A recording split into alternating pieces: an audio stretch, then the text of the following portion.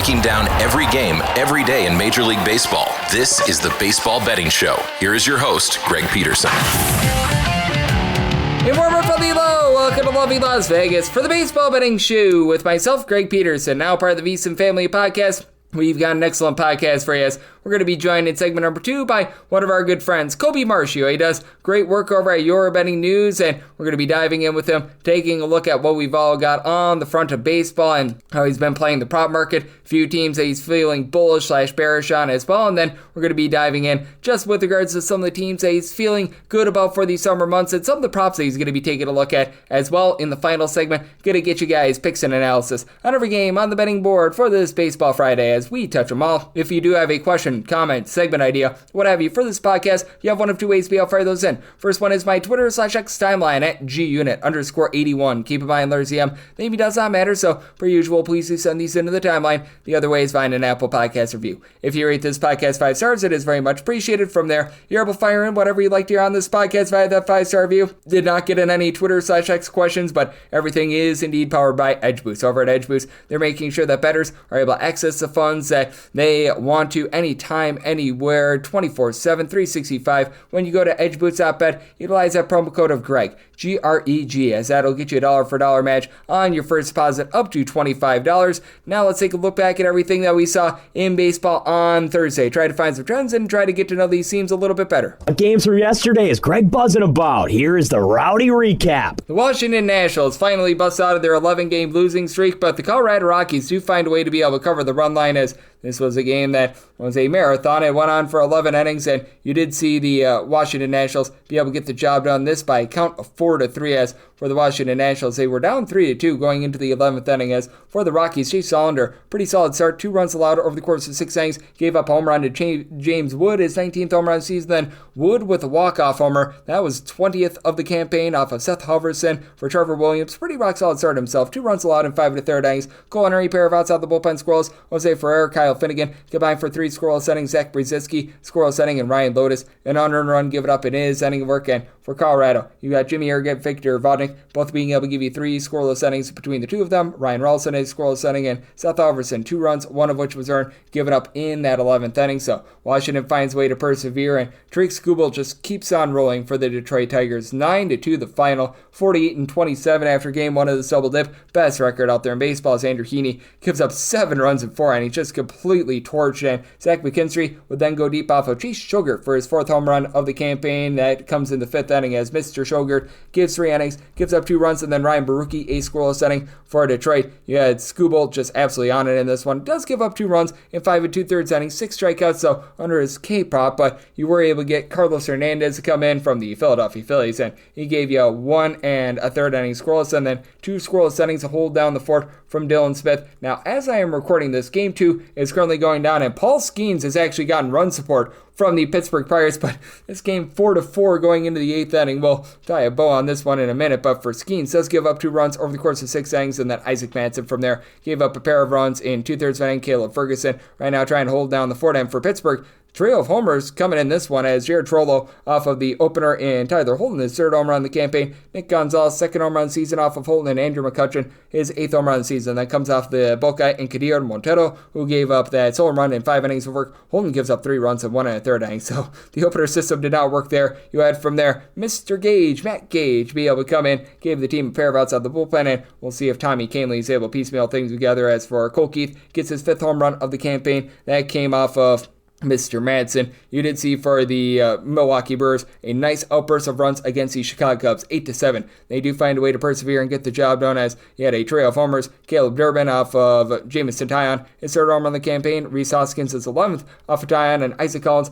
4th home run season. That comes off of Genesis Cabrera, and for Mr. Cabrera, he does allow that home run, 3 runs in total over the course of his inning of work. Jamison Taillon gets lit up here, 5 runs allowed over the course of 4 innings. Chris Flexen, 3 scoreless innings, and Drew Pomeranz, a scoreless inning. And for the Chicago Cubs, trio of home runs. Pete Crow Armstrong off of Freddie Peralta, his 20th home run season. Peralta gives one up to Dansby Swanson, 14th home run season. Then Ian Happ off of Aaron Ashby, his 8th home run season. For Peralta, gives up 3 runs in 5 innings. Aaron Ashby from there, 1 2/3 innings. He allowed allows 2 runs. Jared Koenig and out of the bullpen, and then Abner Uribe gives up 2 runs at his inning work, and Trevor McGill, he's able to piecemeal together a scoreless inning. The San Francisco Giants continue to roll when Logan Webb is on the bump at home. 2-1, they take down the Cleveland Guardians. For the Guardians, Gavin Williams actually a really nice start. 6 scoreless innings. Matthew Fester from there gives up 2 runs in a third of an inning. Nick Enright, pair of outs out of the bullpen, and Jacob Junis, a scoreless inning, but Webb was on it in this one. 1 run allowed, 9 punch-outs in 7 innings, and then Randy Rodriguez, Camilo Duvall, they're both able to supply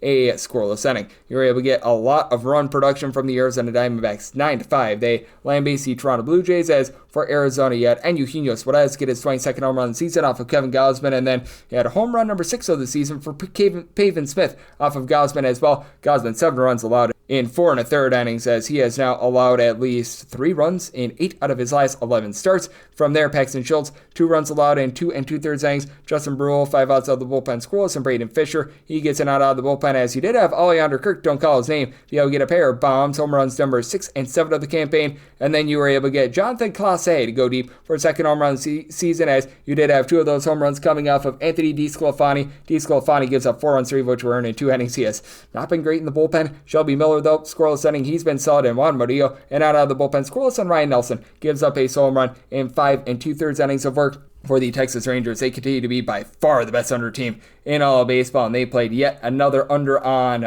Thursday. 4-1, the Kansas City Royals, they do find a way to be able to persevere and get the job done. And if you're just taking a look at what we've been able to get in terms of these home games this far this season in Major League Baseball, the way that the under has been hitting out there in Texas has been absolute wildfire. As for the Walker Texas Rangers, they have only played 10 overs at 29 unders this far this season. And for Texas, just not a lot doing off of Michael Wacha. 1 run allowed in 6 innings. John Schreiber, Anel Zerpa, Carlos Aceves, all on a scoreless inning, and pair of home runs for Jack Caglione, who had been struggling to begin his career. Home runs number 1 and 2 off of Jacob Latz and Robert Garcia, and then Vinny Pasquantino off the opener in Sharon Armstrong, his 11th home run season. Armstrong gives up 2 runs at his inning work. Latz as a bulk guy was very good. 1 solo home run allowed in 5 2/3 innings. From there, you would have Robert Garcia give up a solo home run in his inning work, and Cole win a scoreless inning of his own. And for Texas, just once again, absolutely nothing doing at the plate for them. Quite a bit doing for this team, though. As for the New York Yankees, after they had been in a miserable rut,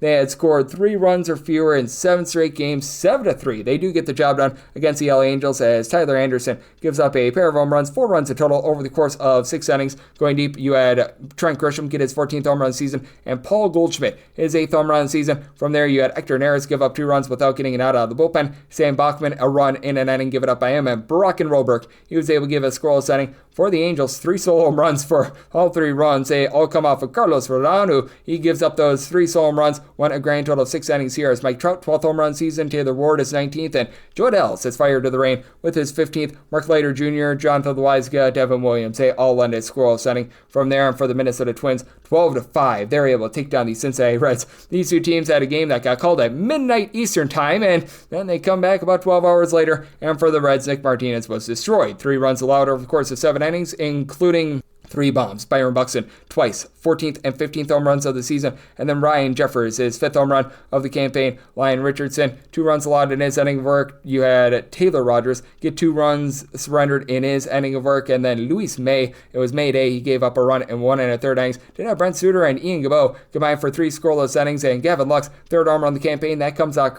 of Chris Paddock, who does give up 4 runs over the course of 5 innings, but they were able to do more than enough to get the job done. And you also did have Cody Clemens go deep in this game, 7th home run of the campaign. And for Cole Sainz, he allows a run in 2/3 of an inning of work. Danny Kaluman out of the bullpen, Griffin Jacks, Justin Topa, and Louis Varland, they're all able to lend a scoreless inning. You have to do this before the show cashing out on VSiN, the Sports Betting Network. That's going to be going down starting at 11 o'clock p.m. Eastern time. So did have to do this while you had a few games hanging in the balance and just not able to give you anything with regards to the A's, Astros, and the LA Dodgers versus San Diego Padres game, but we did get to see the conclusion of an exciting double dip between the Cardinals and the White Sox, with the Cardinals in game number 2 being able to win it by multiple runs, 8-6 a final, as Mike Vasil, who's been thrusted into the starting rotation, well, he did not have it on this day. 6 runs allowed in 3 2/3 innings, including a pair of bombs. Nolan Arenado gets his 9th home run season, Alec Burleson his 7th, and then Lars Nootbaar off of Dan Altavia, who has been good in this bullpen, by the way. His 9th home run of the campaign. Altavia in that 10th inning, 2 runs, one of which was earned in his inning of work. Tyler Gilbert was able to lend 1 1/3 inning scoreless. Jordan Leisure, 5 outs out of the bullpen scoreless. And Owen White, to his credit,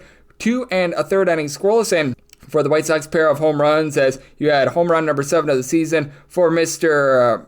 Andrew Benintendi, and then Ryan Noda. He was able to get on the board. His first home run of the campaign. Those came off of Kyle Leahy and Michael McGreevy. For McGreevy, gave up that solo home run in his 5 innings of work. From there, you did have Kyle Leahy give up 3 runs in 1 2/3 innings. John King was not the king. He gave up 2 runs in and out of the bullpen. Riley O'Brien, Jojo Romero were both able to lend a scoreless inning, and then Andre Granillo was able to come in the 10th inning and hold down the fort. And then in game number 1 of that double dip, you did see the Cardinals be able to get a 5-4 win, so they did sweep this double dip. As for the Cardinals, you had Wilson Contreras get his 10th home run of the campaign. That comes off of Cam Boozer, as he looked like a boozer, giving up 3 runs, 2 of which were earned in 2/3 of an inning. Sean Burke, relatively solid start, 2 runs, 1 of which was earned in 5 1/3 innings. You had Brandon Eisert give you a pair of outs out of the bullpen. You had Steven Wilson along with Grant Taylor, both lend a scoreless inning. And for the White Sox, they were able to get a Michael A. Taylor home run off of Steven Matz, 4th home run of the campaign. Eric Fetty Wap with a relatively solid start, 2 runs, 1 of which was earned in 5 innings. And the Matz gives up 2 runs in 1 2/3 innings. Andre Granillo, for the first time today, and out of the bullpen, and Phil Matone and Ryan Helsley. They were both able to hold things down, and they got a scoreless inning. You did see the Philadelphia Phillies get a 2-1 win over the Miami Marlins. As for the Phillies, Christopher Sanchez, a really good start, 1 run allowed in 8 innings. Orion Kirkering, scoreless inning to get the save. As for Edward Cabrera, he was on it as well, 1 run allowed in 6 1/3 innings. Gabe Gibson, a scoreless inning out of the bullpen. Anthony Bender, a pair of outs out of the bullpen, but did allow a solo home run that ended up costing the team the game. Kyle Schwarber, a Schwarbomb for his 23rd home run in the campaign, and Valentin Beluso did not pitch like a bozo. He was able to lend a scoreless inning, and then this game is going down as I do this podcast. The Mets currently trailing by a count of 3-1 against the Atlanta Braves. A great start here from Spencer Strider, who has lent 6 innings, giving up 1 run, 97 pitches, so that should be the end of his day. And for the New York Metropolitans, Clay Holmes, not long for this game. 6 walks, 3 runs allowed in 4 2/3 innings, so relatively rough one there. And then Rays and Orioles are currently tied up at 1-1. We saw what happened on Wednesday with that game having a 8-0 lead for the Baltimore Orioles, and then that going completely into the abyss. So we shall see what is going to be happening on that front. And if you are taking a look at the trends that we are getting in Major League Baseball right now, it has been over the last 7 days quite a bit with regards to the favorites. 54 and 35 on the money line, 60.7% hit right there, and with the overs and unders about as equal as it gets. 44 overs to 43 unders, so it has been an underwhelming season thus far, with the unders sitting at 53%, 566 unders to 502 overs, and then in terms of the favorites, hitting at 58.2%, 643 and 462 on the money line. So that's what we're seeing in baseball right now, and that's what we're all getting trend-wise. Coming up next, how about if we do talk about the prop market with our good friend Colby Marchio of Your Betting News right here on the Baseball Betting Show with myself, Greg Peterson, now a part of the Beast Family Podcast.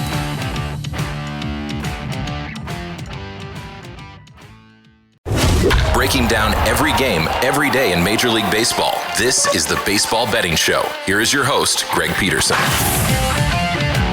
We're back here in lovely Las Vegas for the Baseball Betting Show with myself, Greg Peterson, now part of the VSiN Family Podcast. Always great to be joined by this man, as we've got Colby Marchio aboard. He does such a great job over at Your Betting News, taking a look at this great game of baseball. Also does a solid job just in terms of all fronts with regards to being able to gauge football, college basketball, you name it. He does it. I know that he is hard at work trying to be able to make us some money on the prop front end. You're able to follow him on Twitter/X at Colby M Bets all together. And Colby, it's great to get you aboard. Thank you. Greg, it is always a blast being asked to join this podcast. And I have to say, before we get in any questions, before we get anything, I got to say thank you to you and Adam Rosenberg. You guys always mention my name, and you guys are too nice. You guys say too nice of things about me when I should be saying those about you guys. You guys are the absolute best. My name should never be regurgitated out of your mouth, but I do always appreciate the kind words. They mean the absolute world to me. But again, thank you for always inviting me onto the show. It is always an honor. It is always a pleasure. And Colby, it has been an interesting last few weeks on the prop market in baseball. And just what have you noticed? Because for me personally, it's been a rough last few weeks with regards to the MLB. It's been very topsy-turvy to say the least. But I know that you were finally able to bust through with Vlad Guerrero Jr. being a bit of a bomb a few days ago. And I mean, it certainly has been just, in my opinion, a very strange last few weeks. It's June, and dating back to my 3 years of full-time betting on baseball, late May, June is usually when I hit my cold streak, which sucks. It sucks knowing it's due. I had a monster May. Did not expect May to be that good to me, and it was one of the best Mays I've ever had, which is nice, but it stinks knowing I'm going to be losing pretty soon, which is just the fact of betting on baseball. Can't always be perfect. Like June, I'm getting killed. I think I was talking to my friend Michael Montgomery, the founder of Batters-Box, and I'm like, June's here, because I think I've only have maybe 5 at the most good days this month. It's same process, same look going about every single day of what I'm looking at and what I like. My process is very strict, in my opinion, stricter than most years, because I just look at so much data and so much stuff that I like, and that's just the checkbox that I go through on a day-to-day basis. So everything's the same since the start of the season. It's just I'm due for it. Hitters are not going to be on every single time I bet on them. Today, we're recording Thursday evening.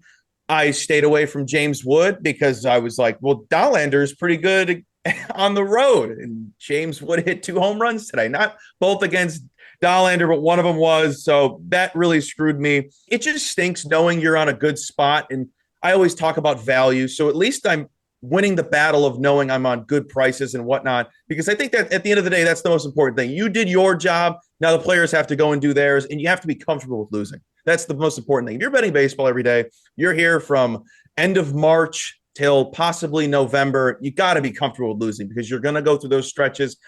Hopefully mine's only in June. Hopefully, fingers crossed, just June.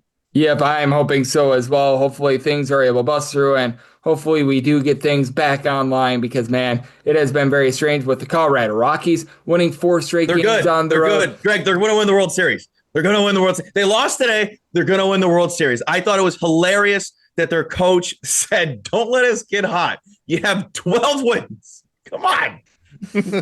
Well, now they are up to 17 wins and 58 losses, so they could conceivably win out and get 104 wins, but I do not think that we are going to be seeing the Colorado Rockies win out, to say the least. But just how have you been looking at some of these teams that maybe have seen a little bit of reversal, because we have been noticing some of these teams that were so cold to begin the season started to heat up, and vice versa? Yeah, the Rangers, they're turning it around slowly, not faster than I want. They're at least solid now. They were atrocious out the gate, and they're a team I was extremely high on in the preseason. I have their wins. That was my favorite bet of the whole offseason, was their win total, which I still don't think is going to happen. In my head, I already lost. In my head, I've lost, I would argue, all of my future bets for the most part, except my favorite, Greg, not to humble brag about it, but just a fun bet that I made was Lindor and Jose Ramirez to have 30 home runs. I parlayed them. That was my second favorite split of the season. But it is cool seeing the Rangers finally get into a groove. They're one of the teams I keep my eye on. This hurts. I don't like betting on their players right now because I can't trust them. They've been good for half a month. The sample size isn't good. There's really nothing there for me to like at the moment. Hopefully it turns around at the end of the month or after the deadline, the All-Star break. So that's a team I'm hoping to be back on, but I'm still not 100% fully convinced that this team is what I expected them to be. Yeah, I'm not either. And when you get these small sample sizes, sometimes you just don't know what to make out of them. And I think that's such an interesting dynamic as well. When you're just betting on props, how much do you take a look at last 10 games, last 15 games versus the entirety of the season? That's very interesting, because I was talking about this yesterday with my friend Shaggy, co-host of Up Your Units. And I don't like looking at, when people say he's gone over their bases in 4 of his last 5 games, 7 of his last 10. I would be off of him if he was over his base prop in 7 of his last 10. I wouldn't want to be on that. I don't look at last 14 days unless it's like the team or a pitcher. I don't look at it because the data that I look at dates back 3 years and this current season. So I like looking at how well a batter does against pitchers' repertoire. How are they over the last few years? Batter-box.com does a great job just getting all that data for you. Hard contact, matchup, ISO, and et cetera, et cetera. I look at big sample sizes. I want a big sample size because then I know who you are. I also never look at the weather. I never look at player history. I can't stand It's my biggest pet peeve. It's just my own thing. I'm not the world's greatest gambler. It's just my pet peeve. I cannot stand when people mention, well, he's 2 for 3 against whoever. Okay. That doesn't mean anything to me. That means absolutely nothing in my opinion. What's stopping him from going 0 for the next 25 at bats? You could argue the exact opposite. What's stopping him from having 10 hits in his next 10 at bats against that pitcher? It really doesn't mean anything to me, because how many pitchers miss their spots? How many times have hitters got a blooper over the second baseman's head? Like, there's so much that goes into it. I just don't look at it. I never look at it. If you're wondering if that's part of my process, it's not, including the weather. I don't care. If they're playing, the bet has a chance. I absolutely love it. I do think that you have to take that into account a little bit in Wrigley Field. You're a man out there. Oh, yeah, in the great city of Chicago. Yeah, that'll sometimes be a deal breaker. Trying to hit into 20-mile-per-hour winds or something like that. Yeah, that ball might not be very true. So it's very true. We do have to bring up that one, but certainly I do think that you bring up good points there. It's Colby Marchio, who does great work over at Your Betting News, is joining me right here on the Baseball Betting Show. And so interesting to talk about the Chicago Cubs because they do have such an interesting dynamic. Because the wind, it is so crazy, and it is going to be hot during the summer out there in Chicago. How have you been looking to play this team? Because they've got a just cavalcade of different guys, 5 in total, with a double-figure amount of homers, and this has been one of the hottest offenses out there in baseball. I love when Chicago teams are good. I really can't stand Chicago sports, to be honest, because they just annoy me. But I do enjoy when they're good, and I love dogging them when they're bad because it's just fun for me to do. It's an easy layup because it's Chicago. They live on nostalgia. They're fun. PCA is the best thing to happen to Chicago since Bedard was drafted, probably. He's amazing. Was so thrilled for him to finally get moved up in that order over the past month. He entered the season batting like 8th and 7th. It made no sense to me. He's arguably the second, if not the best hitter on that team. Move his rear end up in that lineup. You need him up there. He's one of your biggest assets. They're playing phenomenal baseball. They're a dangerous threat this season. It will be interesting to see what they do at the deadline, who they get and who they trade, whatever they have to do. But they're a legit team. They're terrifying. And if you don't have, I don't know what their future props are right now, but I think they're worth dabbling on if you really like them. And if you're a Cubs fan, you're feeling phenomenal about that team. The offense has been amazing from start to where we're at right now. And I don't think it stops. I think they're a real deal. With the Chicago Cubs, I do think that they are the real deal as well. And that NL Central I do find to be very intriguing because I do think that there's a few teams out there in the NL Central that could provide a little bit of chase. I do think that it's going to be a one-team division with regards to the playoffs, but the Milwaukee Brewers, the Cincinnati Reds, and the St. Louis Cardinals are all very interesting teams that it feels like they've got their flaws, but at the same time, I do think that there's a chance that they might be able to bust through as well. I think I said a month ago that I could see the Brewers winning the Central and then losing in the first round of the postseason because that's what the Brewers do. Then you have the Cardinals, who are playing very good baseball. I'm shocked they were good. They're good right now because a lot of people had them being awful this season. I wrote about their under wins this offseason. They're fun to watch, and they're really consistent. They definitely need more arms, but their offense is really good. They're young, scrappy. It'll be interesting to see who finishes second in the Central. And it's not going to be the Reds. I'm out on the Reds. I've never understood the hype with the Reds. Oh, they got Terry Francona. Okay, is he playing? I don't understand. There's a lot of flaws in the Reds. Yeah, with the Cincinnati Reds, the bullpen has been a little bit hit or miss. I like Ellie De La Cruz. That's certainly not one of the flaws. Yeah, who doesn't love him? Who doesn't love Ellie? Yeah, but other than him, you don't have anyone else that's giving you a double-figure amount of homers. TJ Friedel has been able to move the line, but with the Reds, I do think that that's such a fascinating team to take a look at moving forward. And what else I think is really interesting is just the middle of the American League, because you've got so many teams that are right there in the wild card hunt. You've got a trade deadline that's coming up in a little bit over a month, and I feel like this is going to be a very interesting next 4 to 5 weeks for pretty much all those teams on in the Chicago White Sox out there in the Central, out there in the West, even a team like the LA Angels all of a sudden now has a little bit of hope. You've had teams that have been interesting mixers and shakers all season long, like the Tampa Bay Rays. Just what are you seeing on the American League side of things? Because it feels like pretty much everyone not named the White Sox are very alive. The one team I'm very interested to see what they do at the deadline is the Blue Jays. They're playing great baseball right now. I would say they're a good bet to take to win the East. As a Yankees fan, they're definitely a threat at the moment. Are they just hot at the moment? They did lose, but they're flowing. And I think a lot of people thought they'd be bad this season. I was hoping they'd be scrappy because I had a bet on Vlad to win MVP because he didn't sign. And I was like, if he's not signed, he's going to get his bag. But they're definitely going to be buyers. They have to be buyers. They're playing really good baseball right now. Addison Barger is unbelievable. He is unbelievable. I feel like every time I'm on a Vlad prop, he's the one that homers, and it's not Vlad. But today he didn't, obviously. But they're one team I'm going to keep my eyes on because I'm very interested to see what they do. Their pitching is meh. The lineup's solid. They got a lot of guys that are stepping up, which they needed. I'm trying to think of another team that is the Rays, like just to stay in the East. The Rays are scrappy. They're always going to be scrappy. That's the most Rays thing they could do. But are they going to buy? They don't pay anybody. Well, do they really want to win? Like the other side of this coast, Athletics. Do they really want to spend?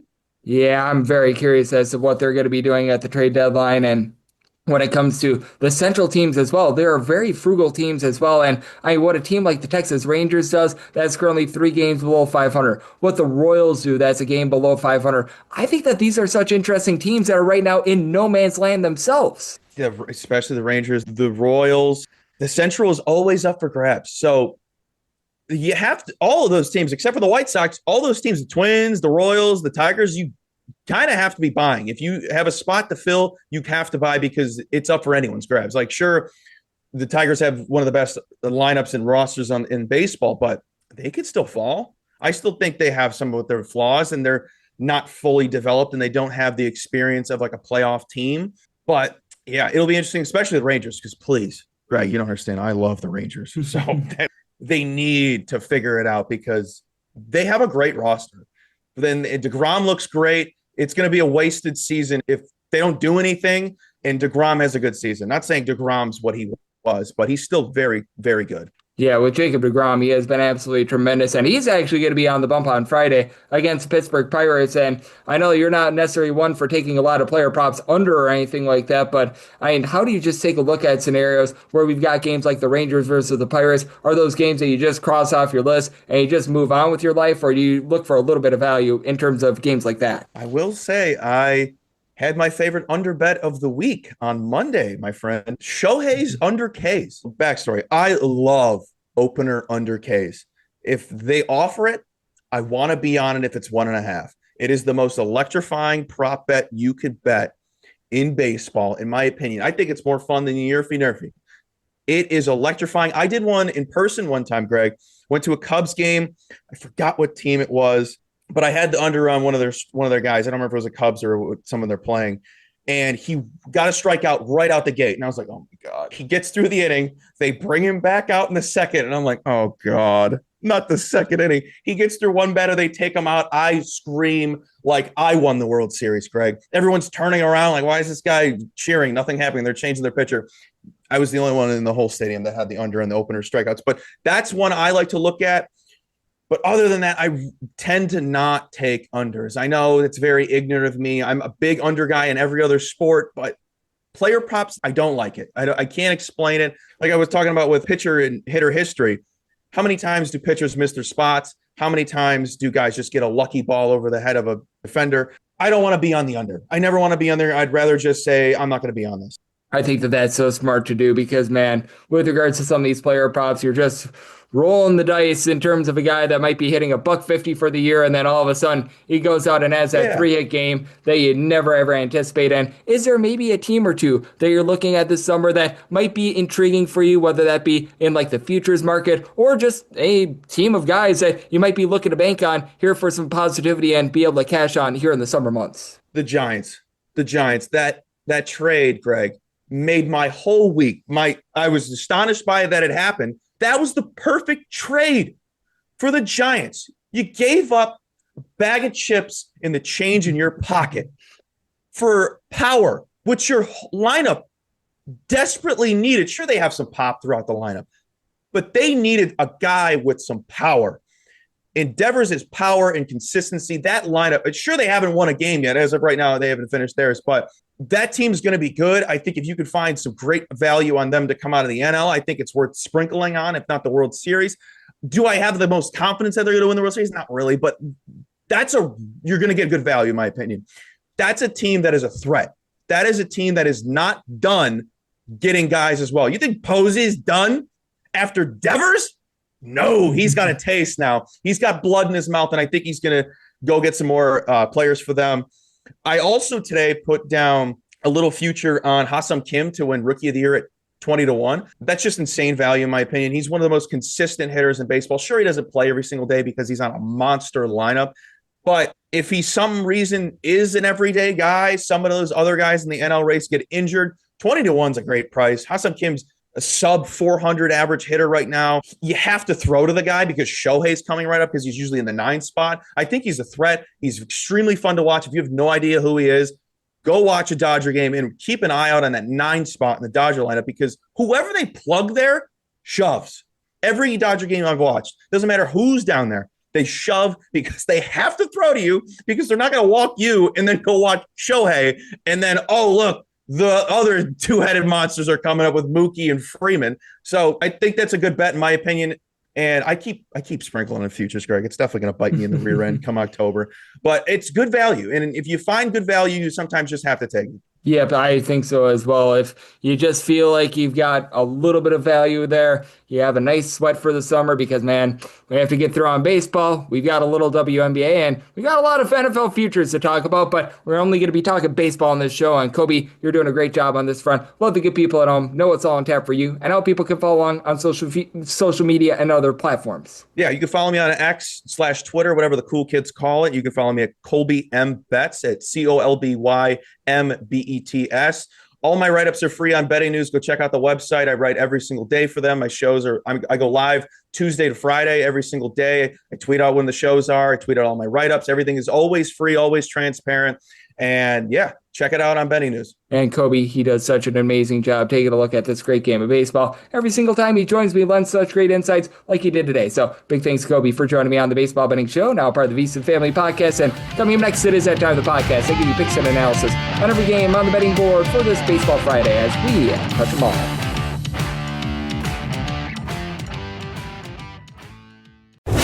Breaking down every game, every day in Major League Baseball. This is the Baseball Betting Show. Here is your host, Greg Peterson.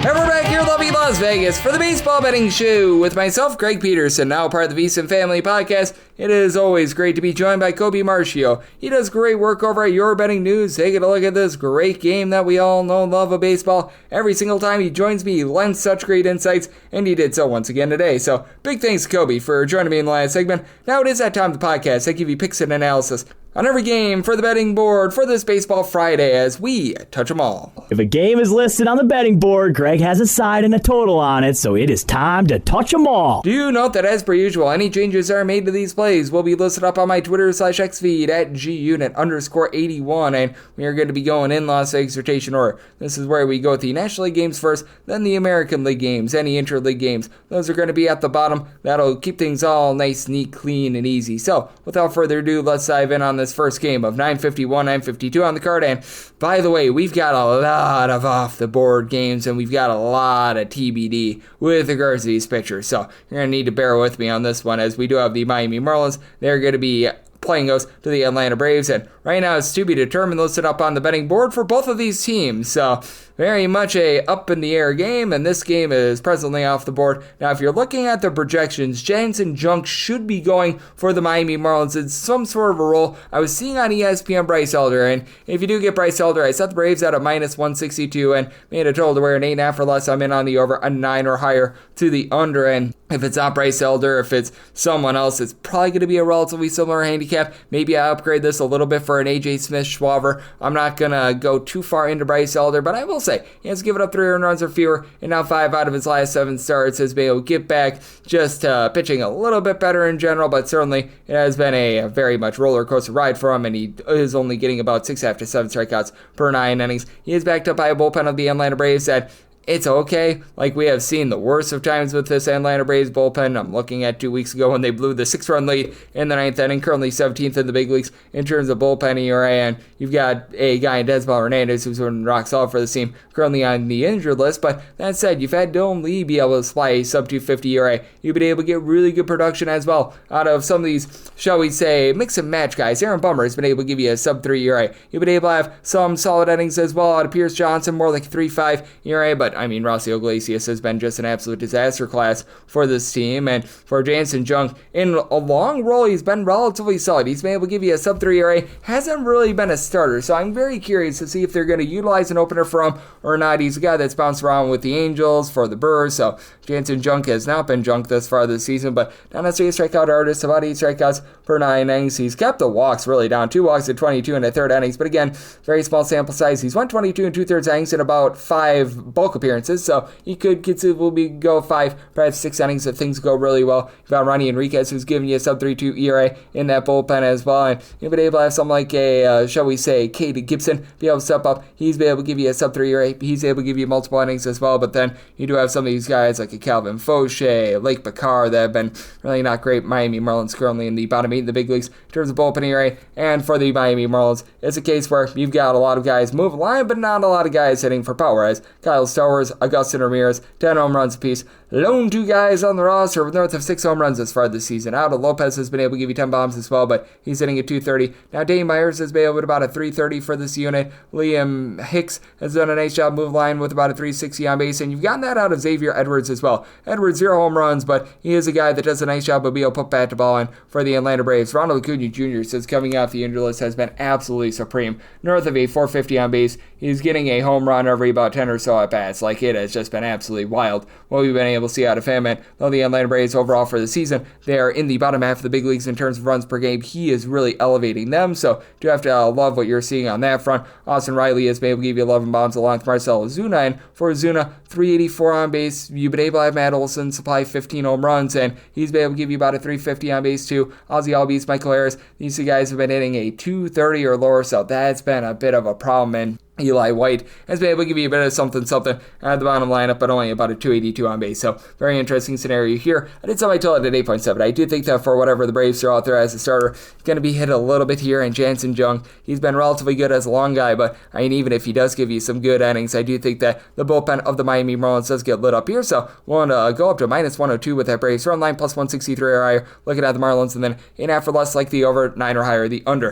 953, 954 on the betting board. The New York Mets are on the road. They're facing off against the Philadelphia Phillies. They really didn't do me a whole heck of a lot of solid here, as we do know that we're getting Zach Wheeler for the Philadelphia Phillies. It is currently to be determined on the bump for the New York Mets. So this is a game that is presently off the board, and from the looks of it, I was going off of the initial CBS Sports projection. You're going to be getting a young gun for the New York Mets going in Justin Hageman, and if you do get Justin Hageman going up against Zach Whelan and Dylan Wheeler, well, Zach Whelan and Dylan Wheeler is going to be a very sizable favorite, as right now I've got the Philadelphia Phillies at a minus 204. I'd be willing to lay up to a minus 107 on that run line. I would need at least a plus 215 to take a shot on the Metropolitans, and then set a total to where an 8 or less, I'm going to be in on the over. 8.5 or higher, I'm going to be in on the under. Set my total at an 8.3, as you just don't know what you're going to be able to expect out of Hageman if he does make this start, and if it's not him, it's probably going to be some sort of a bullpen game, as Hageman has given you, I believe, 1 appearance thus far this season. He was able to come in, hold down the fort for 3 1/3 innings in long relief, so yay verily there, but you have to go back to his minor league level numbers to be able to get a real look at him. At Syracuse this season, he made 6 starts and he's got a ERA above 6. 10.5 strikeouts per 9 innings, but has really given up the deep ball. If he is getting the start in this game, he's probably not going to be long for this game, as in his 10 total appearances, he was averaging about 3.3 innings per appearance, and you've got a guy in Zach Wheeler who's been absolutely dominant for the Philadelphia Phillies, as he is currently supplying a sub-3 ERA. He's given up only about 1 home run per 9 innings. Strikeout numbers for Zach Wheeler, as always, are very good, as his strikeouts per 9 rate hovering right around about 11.3, and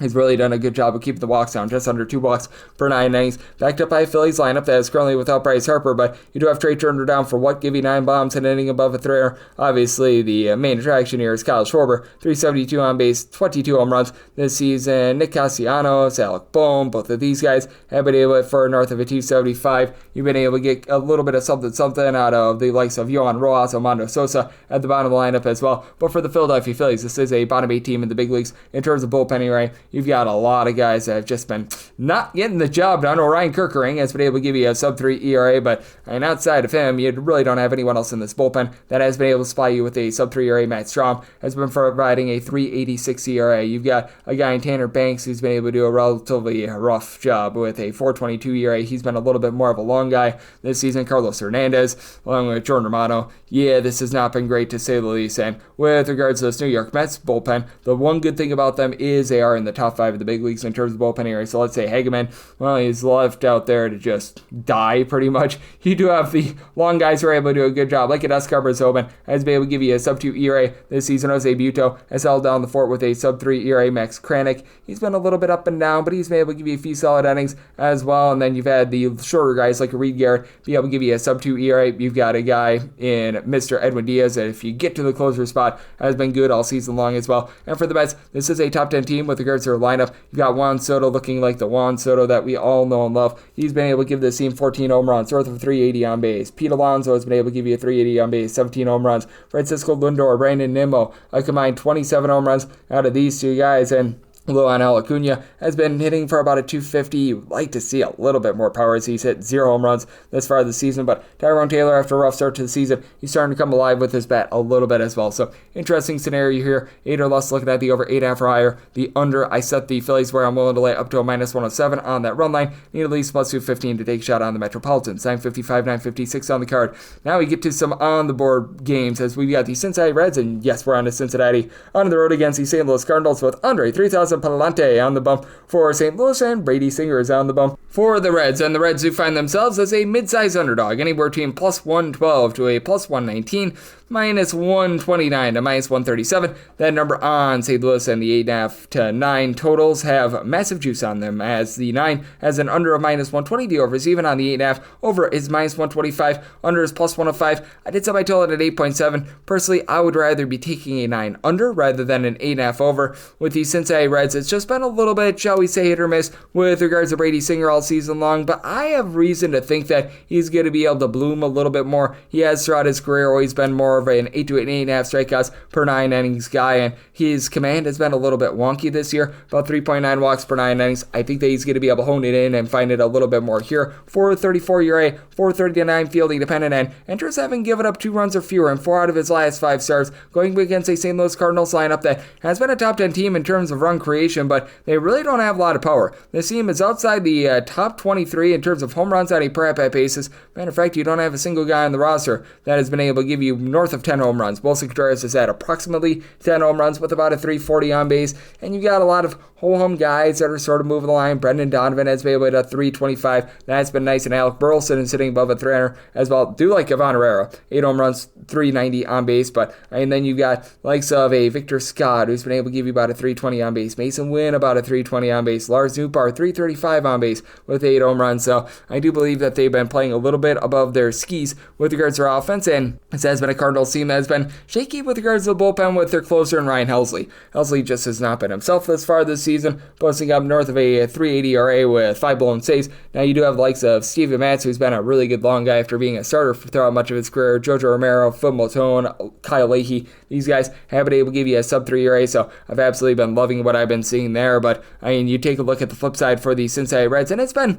a league average bullpen, but it has also been a top 12 team with regards to runs per game, but I don't know if that's sustainable either. Now you take a look at this bullpen, and you got a few guys that have been able to do a nice job coming in, shutting it down, as Taylor Rogers and Emilio Pagan are guys that can be a little bit of a roll of the dice, especially Pagan with his propensity to give up the deep ball. Both of these guys between about a 3.20 to a 3.50 ERA. You got Tony Santana has been able to give you a sub-3 ERA. Ryan Richardson has been very rock solid as he's been able to give you a sub-250 ERA as well. And Brent Suter, when he's been out there as he's dealt with a little bit of injury, he's been able to hold down the fort as well. But for the Cincinnati Reds, I do think that they're starting to bloom a little bit more with these guys around Ellie De La Cruz. De La Cruz has been amazing, 16 home runs, about a 345 on base, but now you've got TJ Friedel along Gavin Lux doing a good job finding a way on base, 385 on base from Friedel, and you got Gavin Lux who's able to give you a 365 on base. Matt McClain is sitting below the Bedell's line of 200. Austin Hayes being on the injury list has been an issue, but Jose Trevino at the catcher spot, he's been hitting at 300. You've been able to get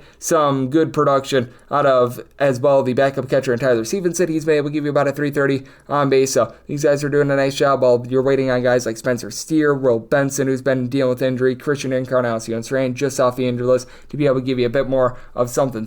But I do think that in this case, you get a relatively good start out of Singeran. For Andre Palante, just not necessarily a guy that I trust in too much because he does give up quite a bit of just general contact, not necessarily a strikeout artist, and he's not a strikeout artist while also being a guy that gives out quite a few walks, as he has posted up a 4.83 ERA thus far this season. He's giving you about 6.5 strikeouts at 3.1 walks per 9 innings with 1.3 home runs per 9 innings, and he's given up at least 3 earned runs in 4 of his last 5 starts. So, circumstance where I did set the St. Louis Cardinals at a minus 118, so plus 119 or higher, which I'm seeing right now in on the Reds on the money line, and on the 9, I'm in on the under. 957, 958 on the card. The Arizona Diamondbacks hit the road they're facing off against the Colorado Rockies, as it is Austin Gomber on the bump for the Rockies, and Zach Gallen is looking to fill it up for Arizona. And the total on this game, it is 11. The over is minus 125 to minus 130. Under is anything between plus 105 to a plus 110. Seeing straight 11.5 out there. Over and under both at minus 110. With the Snakes, they're between minus 166 to minus 176 favorites,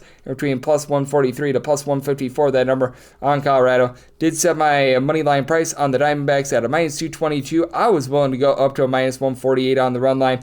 I know I've been burnt by fading the Colorado Rockies this past week, but I do believe that things are going to be finding their equilibrium as right now with the Arizona Diamondbacks. Minus 120 on the run line. I'm going to be willing to lay that. Zach Gallen has actually been a lot better on the road rather than at home thus far this season. As for Mr. Zach Gallen, he's been able to do a relatively rock-solid job in terms of keeping things out in front of him when he's been on the road with a 3.79 ERA. Now he has been giving up closer to about 1.3, 1.4 home runs per 9 innings. Overall, 5.14 ERA. That has been relatively rough, but he does go up against a Colorado Rockies team that, even with the outbursts that they've had over the last few days, still ranking 21st in the league in terms of runs per game at home, only about 4.1 runs per contest. Having Therio Estrada and Orlando Arcia in the fold certainly help, but I mean, those are not necessarily home run hitters. Who is a home run hitter is Hunter Goodman. Double-figure amount of bombs. He's been able to give you north of a 350 on base. He's been rock solid, and Jordan Beck has been able to give you 8+ home runs as well, so I do like what he's able to bring to the table. Additionally, you've got with the Colorado Rockies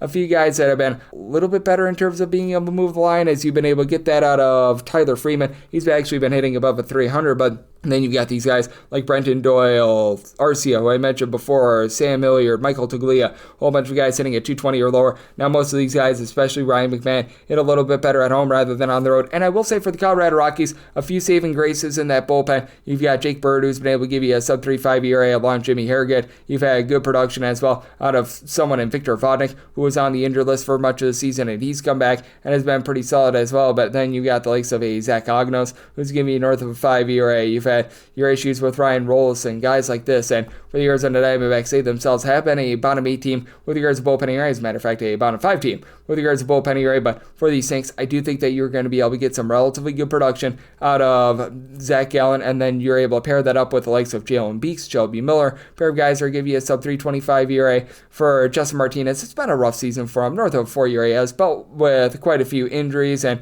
you've had Ryan Thompson, Juan Murillo, not necessarily been amazing, but this is a Diamondbacks team that does rank in the top 7 in the big leagues in terms of runs per game. You've got Eugenio Suarez along with Corbin Carroll combining for 41 home runs, with Suarez not hitting for a lot of average, but Carroll has been able to give you about a 340 on base. You've got a lot of other guys like a Pavin Smith who's able to give you a 390 on base, Ketel Marte, 12 bombs, 400 on base. You've been getting a lot of production in general out of these guys that are able to mix and match. Lourdes Gurriel, after a rough start to the season, double-figure amount of bombs. He's back up to hitting a 260 as well. So do you think that the Arizona Diamondbacks are able to hold it down and give us a run line win? I did set my total at 10.7. I like the under in the spot, and I do like the run line of the Diamondbacks up to a minus 148. 959, 960 on the card. The Washington Nationals are on the road against the Los Angeles Dodgers, as Clayton Kershaw is on the bump for the Dodgers, and Mackenzie Gore is on the bump for Washington. Washington is an underdog of between plus 168 to a plus 175, and between minus 190 to minus 208 is the number on the Dodgers. 8.5 is the total. The under is between minus 110 to a minus 115.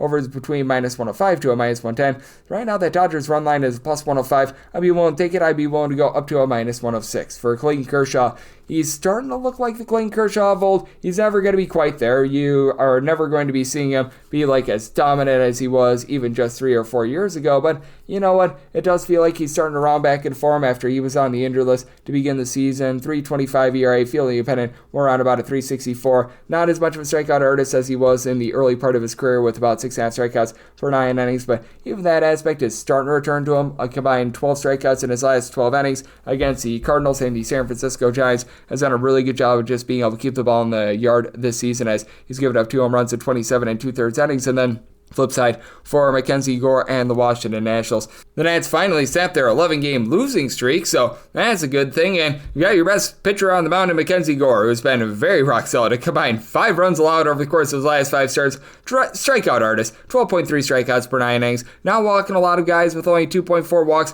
per 9 innings. He has a 3-6 record to show for his 2.89 ERA. So he hasn't been backed up the world's greatest thus far this season, and it really starts with the bullpen, as for the Washington Nationals, they are dead last in the National League in terms of bullpen ERA. They just have not been able to find guys that have been very consistent in general, as it looked like Cole Henry might be that guy, but he got completely blown up in the series against the Colorado Rockies. Kyle Finnegan blew a save in that series against the Colorado Rockies, and right now, the only guy that is rocking a sub-2.95 ERA in this bullpen is Ryan Lotus, who has thrown 4 innings. So, it's not a place where you want to be. Zach Brzezinski has been able to give you a 4.25 ERA. You've got Eduardo Salazar, who's getting completely lit up. Jackson Rutledge, who's getting completely lit up as well. And for the Washington Nationals, you've got a guy in James Wood on the flip side for the offense, who's been tremendous. 20 home runs, north of a 380 on base. CJ Abrams is moving the line. He's hitting a 275 along with Alex Call and Nathaniel Lowe. 10 home runs thus far this season. Now, Dylan Cruz being on the injured list does not hurt this team at all, because you've got guys like Ahmed Rosario and company. They're able to find a way on base, and this is a lineup that it's solid, but it doesn't quite compare to the LA Dodgers. Dodgers, number 1 team in the National League in terms of runs per game at home, with north of 6.2 runs per contest. Shohei Ohtani, 25 bombs, north of a 390 on base. Freddie Freeman, along with Will Smith, are both giving you north of a 400 on base, and you've had Andy Paez give 15 home runs. Teoscar Hernandez is supplying 13 home runs, and you've been able to have these guys do a really nice job of just being able to mix and match in general. You do have a guy in Max Muncy who had a rough start to the season, but now he's up to a 370 on base. But it is a bullpen that they themselves are a little bit shaky. They are getting Michael Kopech off the injured list. They were without Kirby Yates for a little bit of time. They've gotten him back in the fold as well, so that's been helpful. You've got Alex Vesia give you a sub-275 ERA. Drac Dreyer has been able to give you a sub-3 as well. Ben Kasparis was a nice long guy, but they're utilizing him a little bit more in a bulk role. Tanner Scott has been a little bit rough this season, but does feel like he's starting to find his way as well. And for this Washington Nationals team, I do think that Gore gives you a relatively good start, but I do think that it's going to be a little bit tough for the Washington Nationals to hold it down after him. I did set my total at 8.7. I think that the Dodgers get it going with their offense, so I do like the Dodgers here on the run line. I'd be willing to lay up to a minus 106 with them, so being able to get them at plus money like that run line, and I do like this over 961, 962 on the betting board. The Baltimore Orioles are on the road against the New York Yankees. We do know that it's going to be Max Fried on the bump for the Yankees. Right now, the projection is Tomoyuki Sugano is going to be on the bump for the Orioles, so this is a game that's off the board. But if you do get Mr. Sugano going up against Max Fried, I did set the Yankees as a Mondo minus 232 favorite. I'd be willing to lay up to a minus 123 on that run line and set a total to where an 8 or less. I'm in on the over 8.5 or higher. The under. Max Fried has just been absolutely tremendous thus far this season, as right now he is supplying a sub-2 ERA. Not going to give you like a whole bunch of swings and misses or anything like that. I mean, he's still solid. He's still give you about 8.5 to 8.6 strikeouts per 9 innings, but I mean, he's really been able to do a nice job of just being able to make sure that the contact stays soft and that he's staying consistent. He has given up 2 earned runs or fewer in 4 out of his last 5 starts. He did give up that 6th spot a little bit earlier in the season against the LA Dodgers, but that's really been the lone falter that he's had this far this season. And for Sugano, he's been able to do a nice job in terms of just being able to not hurt himself in terms of walks. He's been giving up fewer than 2 walks per 9 innings, but 5.2 strikeouts per 9 innings, 1.5 home runs per 9 innings, and he's posting up right now 3.38 ERA. Have to think that there's going to be a little bit of regression with the way that he doesn't really get a lot of whiffs, and with their Yankee Stadium, general contact is typically not your friend, as you've got the short porch out there in right field, and Aaron Judge, 26 home runs, 463 on base. It's been a little bit rough for him the last few days, and has been for this entire Yankees team, but we did see them finally bust out yesterday. We'll see if that gets them going moving forward. Trent Grisham, Ben Rice have been able to give you a combined 26 home runs. For Grisham, he's been able to give you about a 350 on base, and Anthony Volpe has been a little bit rough thus far this season. They're going to need to get a little bit more out of him, but Paul Goldschmidt is moving the line with a 360 on base for the Yankees. Feels like they're starting to find their way with their bullpen without having Luke Weaver out there. Weaver has been one of the best relievers in all of baseball over the last 2 or so years, but Yuri De Los Santos has given you a sub-2 ERA. You've had Fernando Cruz along with Tim Hill be able to give you a sub-3.25 ERA. You've had also a little bit more moving forward out of Jonathan Loaizaga. He's been able to get down to a sub-3 ERA, so him coming off the injury list has been solid. And for Baltimore, this is a team that's in the bottom 6 in the big leagues in terms of bullpen ERA. It's a little bit better for them, but still, you just have not been able to get much outside of, shall we say, your main closer in Felix Bautista, who's giving you a sub-3 ERA. Keegan Aiken has been good as well. He and Brian Baker have been able to give you a sub-3 ERA, but then you've got the likes of Matt Bowman, Yennier Cano, both supplying north of a 4 ERA. Andrew Kittredge, I thought that he was going to be solid coming off the injury list, north of a 5 ERA, though. He's getting strikeouts. Cionel Perez, when he was out there, was just an absolute disaster, so it has been rough for this bullpen, but you know what? You've got a lineup for the Baltimore Orioles that is finally healthy. They have dealt with injuries all season long, so being able to get back some of these guys, like a Colton Cowser, is very big. They did have to land Tyler O'Neill back on the injury list, but you're now getting some at-bats out of Dylan Carlson, who has been rough this year. He's hitting below a 225, but Jordan Westberg coming back, that should be able to help out along Gary Sanchez, especially with Adley Rushman being intermittent all season long. Ryan O'Hearn, nearly a 400 base. He's been able to give the team 9+ home runs. Jackson Alday has found a way to be able to move the line. He and Gunnar Henderson both between 8 and 9 home runs apiece, with Henderson hitting north of 270, more around about a 255 with regards to Henderson. So even though the Orioles are a bottom 10 team in terms of runs per game, they're starting to progress a little bit, but I think that Max Fried just goes out there, shuts them down. I did set the Yankees where I'm willing to lay up to a -123 on that run line, plus 233 or higher. Looking at the Orioles, and then 8 or less in on the over 8.5 or higher. The under 963, 964 on the betting board. It is the Tampa Bay Rays at home facing off against the Detroit Tigers, as right now it's to be determined on the bump for the Detroit Tigers, and it's to be determined on the bump for the Tampa Bay Rays. So they did not do as much of a solid on this one, but you know what? Right now they are projecting Captain Jack Flaherty going up against Boz and Shane Boz, and I've got my handicap. I'd be willing to lay up to a -130 on the Tigers money line, set them at a -131, plus 132 or higher. Looking at the Rays, and then 9 or less, I'm in on the over 9.5 or higher. The under for the Boz. He has been just roughed up in general this far this season, coming off of a good most recent start, and I do believe that he's got a lot of upside. This is a young guy that dealt with a lot of major surgery early on during his career, has dealt with quite a few injuries, and he's looking to find his way right now, so I do think that he's going to be able to improve upon what is right now a ERA that's well north of a 4 or 5, but he has been able to do a nice job in terms of being able to up those strikeout numbers. Recently, he's gotten 5+ strikeouts in each out of the last 3 starts. Big thing is the walks. He is right now giving up about 3.5 walks per 9, and he's at about a home run and a half per 9, so you do have your issues there. And then on the flip side, it is a case where Jack Flaherty has been really doing a nice job of being able to mow them down. He is up north of 10.5 strikeouts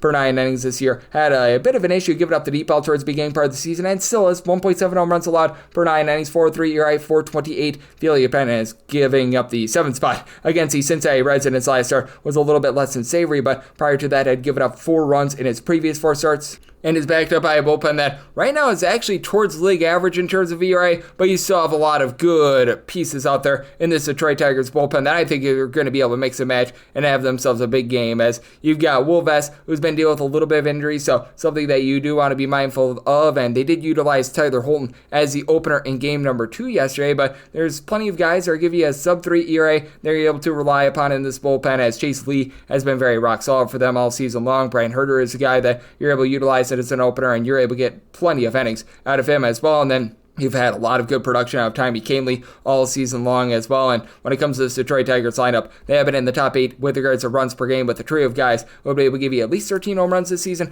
Gary Carpenter, Riley Green, Spencer Torkelson. You've got Green and Torkelson both give you north of a 334 on base with those home runs. And then you've got plenty of guys that are able to move the line and get on base, as you've had that out of the likes of Gleyber Torres, Dylan Dingler, Zach McKinstry, and for Cole Keith, not hitting for the world's greatest amount of average, but it's been on the rise, about a 335 on base. And when it comes to this Tampa Bay Rays team, they're all of a sudden a top 10 team with regards to runs per game. Had that nice 12 spot 48 or so hours ago to have that big comeback against the Baltimore Orioles. And for the Rays, Junior Caminero has been really the straw that serves to drink, up to 17 home runs this season. He doesn't necessarily give you the world's greatest on base, but he's hitting about a 265. Yandy Diaz along with Brandon Lau, both of these guys are hitting north of a 260, and Lau, he's getting allowed for 15 home runs. Jonathan Aranda has been able to be driven in. He's been giving you north of a 4 on base. And then then you do have a few guys towards the bottom of the lineup, Taylor Walls, Danny Jansen, Cameron Mincer, that have not necessarily been able to provide you a ton, but this has been offset by the fact that Jake Mangum finds a way to be able to get on base as well. And with the Rays, you know that this team is going to mix and match with regards to their bullpen. As you've got so many guys that are currently giving you a sub-3 ERA, as it's been Garrett Clevenger, Manuel Rodriguez, Pete Fairbanks, Eric Warze, who have all been able to do a nice job, be able to give you a sub-3 ERA. And I do think that for the Tampa Bay Rays, they get a good performance out of this bullpen. I think that they get to Flaherty a little bit, but again, do have my trepidations with Shane Baz, which is why I did set the Tigers as a favorite, minus 130 or better. Looking at the Tigres, plus 132 or higher, and on the Rays, and then 9 or less, I like the over, 9.5 or higher. The under, 965, 966 on the betting board. The Chicago White Sox on the road facing off against the Toronto Blue Jays. As we do know that it's going to be Davis Martin who's going to be on the bump for the White Sox, and it's all to be determined who's going to be on the bump for the Blue Jays. So this is a game that's presently off the board, and right now you've got a CBS projection of Spencer Turnbull. That tells me that you're going to have a little bit of a mix and match bullpen game, because Spencer Turnbull recently did sign with the Toronto Blue Jays and has been able to provide you some bulk innings. I just don't know how far he's going to be able to go in this game. So this is a circumstance where I did set the Blue Jays more around about a minus 188. This is subject to a little bit of change based on what we do get in this spot. Plus 189 or higher is what I would need on the White Sox, and I'd be willing to go plus 106 or higher with that Blue Jays run line. I did set my total at 8.3, and 8 or less, I'd like the over, 8.5 or higher. The under, this has actually been a very rock solid Toronto Blue Jays bullpen that has been in the top 8 in terms of ERA over the last 40 or so days. And for Spencer Turnbull, he has been able to go out there and give you a few okay performances. He's made 2 appearances in total, 4 1/3 innings. I go back to the 2024 campaign with Philadelphia Phillies, and I felt like he should have been a starter for them as well, because he had given them some relatively good starts. He had some major surgery in 2022 that kept him out. He's been able to get better and better coming off of that. Now we should be able to see him be able to rise up, but he's not fully stretched out. So I only think that you're probably going to get like 3 or 4 innings, whether he be as the actual starter, whether he be as a, shall we say, bulk guy, what have you. And this has been a nice mix and match bullpen for the Toronto Blue Jays, who have been able to get some good productive guys out of the guys that you wouldn't expect, because you typically think that Chad Green, Jeff Hoffman have been rock solid, but I mean, these are guys that have provided north of 4 ERA. It's actually been these guys like a Braden Fisher who's been able to give you a sub-2 ERA. You've had Brandon Little come up very big, about a 2 ERA out of him as well. Yuriel Rodriguez is a long guy, is giving you a sub-3 ERA as well. Paxton Schultz has been rock solid. And for the Blue Jays, this has been a bottom half of the big leagues team with regards to runs per game, because they just have not had a lot of power. Bottom 17 in the big leagues in terms of home runs on a per at-bat basis. But now you've got Bo Bichette, George Springer, both up to 10 home runs this season. Springer's been able to give you about a 340 on base, and Vlad Guerrero Jr., though he only has 9 home runs, he's moving the line. He's giving you about a 390 on base. Addison Barger has been able to about a 275. Alejandro Kirk is hitting about a 300, and you've got Nathaniel Lukes, who's been a little bit in and out of the lineup. He and Miles Straw have been interesting outfielders that have been able to give you north of 350 on base, and for Lukes, he is currently dealing with a little bit of a concussion, so he's going to be back out of the fold in this one as well. But all in all, still some relatively good depth with this Toronto Blue Jays team. And then flip side for the Chicago White Sox, right now providing about 2.9 runs per game away from home. That is second fewest in the big leagues, as you do have Miguel Vargas, who's been able to give you 10 home runs this season. He's been providing about a 325 on base. Lennon Sosa, Chase Meredith have been able to give you north of 270 average, and Edgar Quero as well, and he has been really good against the lefties thus far this season as well. Not any power whatsoever out of Quero, but does a good job finding a way to be able to get those singles and doubles. Now you do have some guys towards the bottom of the fold. You've got Josh Ross, Joshua Palacios, Michael A. Taylor, Brooks Baldwin, guys like this, and get 215 or lower on Luis Robert is in that fold as well, though for Robert, 22 stolen bases is nice, hitting a $192. You just need a little bit more out of him, and this has been a bottom 10 team in the big leagues with regards to bullpen ERA. Had to have a double dip yesterday, and Mike Facil, who has really been their best reliever, is currently now a starter for them, so a little bit of transition there. You've been able to get some okay innings out of some of these mix and match guys, like Tyler Gilbert is down to a sub 425 ERA. You've got Brandon Iser, Jordan Leisure, pair of guys that have been posting up north of a 4.5 ERA, but Cam Bouger, he's been supplying you with about a 5 ERA. You've just not been able to get a lot out of some of these more mix and match guys. Bryce Wilson, who's been a little bit of a long guy whenever they've utilized him, it's been a disaster for them. So I would be willing to take a White Sox money line if it's a plus 189 or higher, because with Davis Martin, you've been able to get a little bit of production out of him for Mr. Davis Martin, guy that is not going to give you a lot of swings and misses. He's only been able to supply the team with about 6 or so strikeouts per 9 innings, but he does a nice job of being able to induce off contact. He's been giving up 2 walks per 9 innings innings in that neighborhood, about 1.2 home runs per 9 innings, 3.79 ERA, backed up by a 4.54 fielding dependent. He has given up 2 earned runs or fewer in 3 out of his last 5 starts, and I do think that for Davis Martin, he does an okay job going out here, holding down the fort. He has been hit or miss with regards to his road starts thus far this season after that rough one against the Detroit Tigers to start the year. I do think that he's been a little bit better, so 8 or less like the over, 8.5 or higher the under, and for the Blue Jays, willing to go up to a plus 106 on that run line, and with the White Sox plus 189 or higher, looking at that money line, 967, 968 on the card. The Astros are on the road. They're facing off against the LA Angels, as right now it's Yusei Kikuchi. I say that he's starting for the Halos, and for Houston, it's all to be determined. So this is a game that's presently off the board. Now for Houston, I was seeing Hunter Brown a little bit earlier, and if you do get Hunter Brown, I would be setting this bunch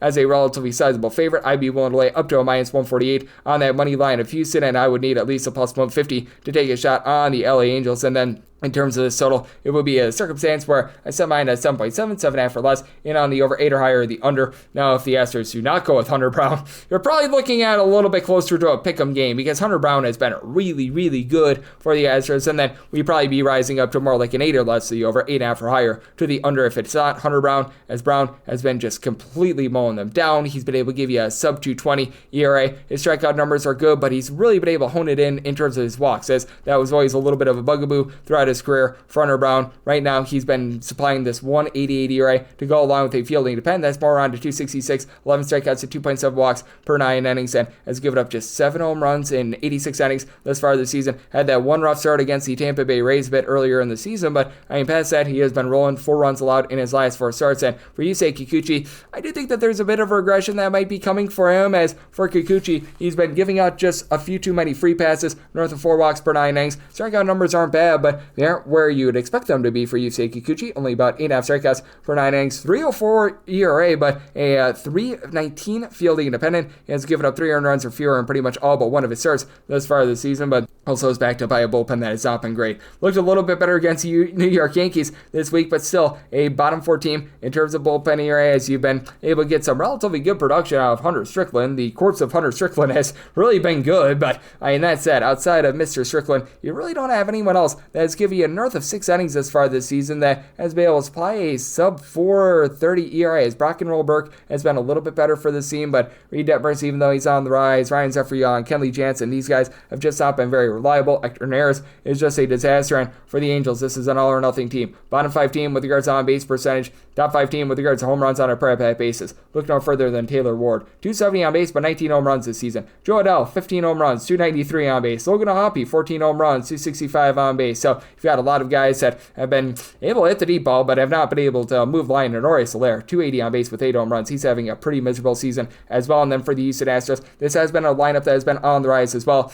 The Sacramento A's were able to help get them online, as you've got Jose Altuve supplying 12 home runs, hitting north of 275. Isaac Paredes is up to 15 bombs as well. Cam Smith really starting to find it, not necessarily give you a ton of power, but a 350 on base. Jake Myers is giving you a 360 on base, and Astros have been a very good bullpen all season long. This is a team that ranks in the top 8 with regards to bullpen ERA. Just so many guys are able to give you solid innings out of the bullpen. Steven Okert, the Bryants, Brian King, Brian Abreu, Josh Hader, looking like the Josh Hader of old, Sean Dubin, Bennett Sosa. All these guys give you a sub 3 ERA, so do think that the Astros go out there, get the job done. 7.5 or less, in on the over, 8 or higher to the under. If it is Brown, again, with Brown, minus 148 or better, looking at the Astros, plus 150 or higher, looking at the Halos. And if you do get a bullpen game / someone else for the Astros, probably looking at closer to pick them with 8 or less, looking at the over, 8.5 or higher, the under. 969, 970 on the card. The Cleveland Guardians are on the road. They're facing off against the Sacramento A's, as Tanner Bybee goes for Cleveland. It should be Jeffrey Springs on the bum for the Athletics, but it's yet to be confirmed, so this game is presently off the board. But assuming that we do get old Mr. Jeffrey Springs,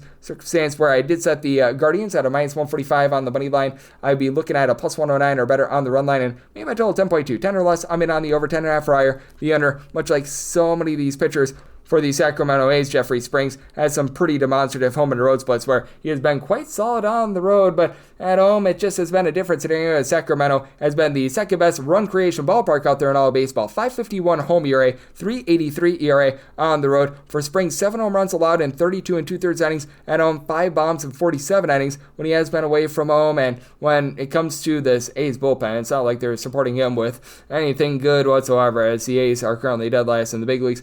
in terms of bullpen ERA, and they just don't have a lot of answers, as one of their best guys was Mitch Spence, and now they've had to utilize him as a starter. They've been trying to mix and match with someone like Grant Holman, but Grant Holman has been really starting to poop the bed for this team as well. He's supplying an ERA that's hovering right around about a 5. You've got Mason Miller, it just has not been right all season long. Oswaldo Beto has been coming out as a long guy. He has not been good for this team, so you've got a lot of guys that they are just a work in progress. As a matter of fact, you take a look at anyone that has thrown north of 13 innings for this team thus far this season. Hogan Harris is the lone guy that is providing a sub 425 ERA. And for the Athletics, this has been a lineup that has been able to do a solid job of being able to put bat to ball. They've been without Shea Langolaris for quite a while, but Lawrence Butler is up to 10 bombs. He's giving you 320 on base. Tyler Soderstrom, Brent Rooker, both of these guys north of 335 on base. 29 home runs between the two of them. Nick Kurtz, when he's been out there, has actually been pretty rock solid. 8 home runs in his first 130 or so at bats. Could use a little bit more out of JJ Bleday, Max Muncy. These have been guys that have just not been able to move the line, but Luis Urias